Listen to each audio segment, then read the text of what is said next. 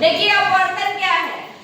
प्रकाश की किरण जब एक समांगी पारदर्शी माध्यम से दूसरे समांगी पारदर्शी माध्यम में तिरछी प्रवेश करती है तो दोनों माध्यम को अलग करने वाले पृष्ठ पर मुड़ जाती है। इसी घटना को कहते हैं अपवर्तन या रिफ्रैक्शन। ठीक ना? तो इसको लिखते हैं। अपवर्तन क्या है? जब प्रकाश की किरण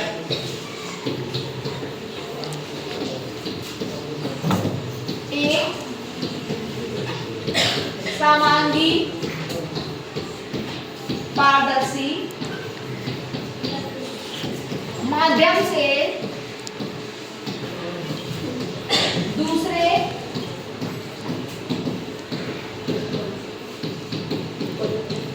समांगी पारदर्शी माध्यम में तिरछी प्रवेश करती है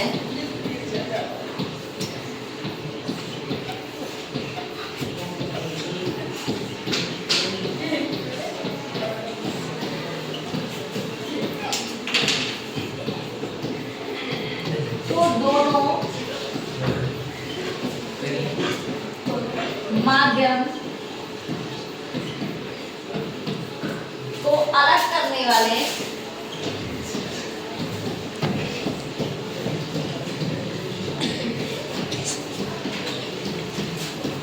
पृष्ठ पर मुड़ जाती है।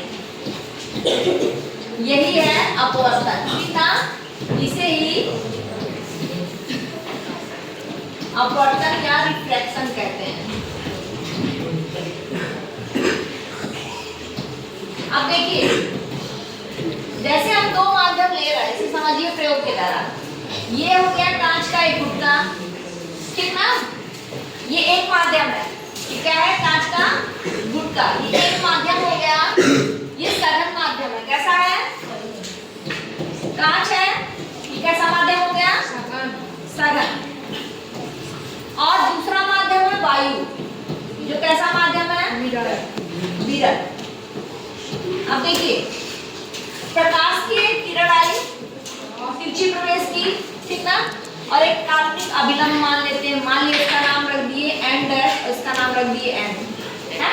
और जहां ये प्रकाश की जिस पृष्ठ पे पड़ रही है उसका उस बिंदु का नाम रख दिए ओ। क्या रख दिए? ओ। और इस किरण यहाँ पे इस पॉइंट का नाम हो गया ए। तो ये प्रकाश की किरण है जो तिरछी प्रवेश की है ना। और इसे जाना था सीधे, निकलना था ना ऐसे सीधे, लेकिन ये क्या हो गई? मुड़ गई। यही क्या हो गया? प्रकाश का अपवर्तन हो गया। अब देखिए इसमें कौन कौन से पॉइंट हैं? ये दो माध्यम हो गए, एक कांच हो गया और दूसरा वायु हो गई। ठीक ना? अब इसमें देखिए ये अभिलंब हो गया। क्या अभिलंब क्या है इसमें? अभिलंब देखिए हो गया एन डैश एन। ये क्या है? अभिलंब। आपतित किरण क्या है? आप लोग बताइए। ओ। एक ओ। आपतित किरण एक ओ। हाँ, आपतित किरण है ए ओ। और आपतन बिंदु है जिसपे पड़ रहा है, आपतन ओ बिंदु है ओ। अब देखिए उसके बाद अभिलंब हो गया, आपतित किरण हो गई ए ओ और आपतन बिंदु हो गया ओ। और ये देखिए जो यहाँ से अपवर्तित हो रही है इस किरण का नाम है, मान लीजिए इसको बी रख देते हैं। क्या रख देते हैं? बी। तो इस किरण का नाम हो गया अपवर्तित किरण। अपवर्तित किरण। तो अपवर्तित किरण का नाम क्या हो गया? ओबी। ओबी। अब मान लीजिए ये फिर से निकलेगी, यहाँ अभिलंब फिर से मान लेते हैं और इसका एक निर्गत किरण हो जाएगी। यहाँ से ये क्या होगी? ये सघन माध्यम है और विरल। तो जब विरल से सघन में आएगी तो अभिलंब की ओर झुक जाएगी। जब विरल से सघन में आएगी तो अभिलंब की ओर झुकेगी। और जब सघन से विरल में जाएगी तो अभिलंब से दूर हो जाएगी। तो इसको जाना था सीधे, लेकिन क्या हो गया? ये ऐसे चली गई। ठीक, तो ये आपकी हो गई दो क्या हुआ। अब देखिए ये जो कोण बन रहा है, ये कोण बन रहा है ना, यहाँ एक कोण बना और एक कोण यहाँ पे बना, तो इस कोण को क्या कहेंगे, आपतन कोण। क्या बोलेंगे, आपतन कोण। आपतन कोण। आपतन कोण का नाम पूछ के बताइए, ए ओ एन डैश। क्या हो जाएगा, आई बात समझ में, ये कोण क्या हो जाएगा, आपतन कोण। नेक्स्ट देखिए अपवर्तन कोण कौन सा होगा, नाम बताइए। N O B N O B, ठीक, एन ओ बी, ये हो गया अपवर्तन कोण।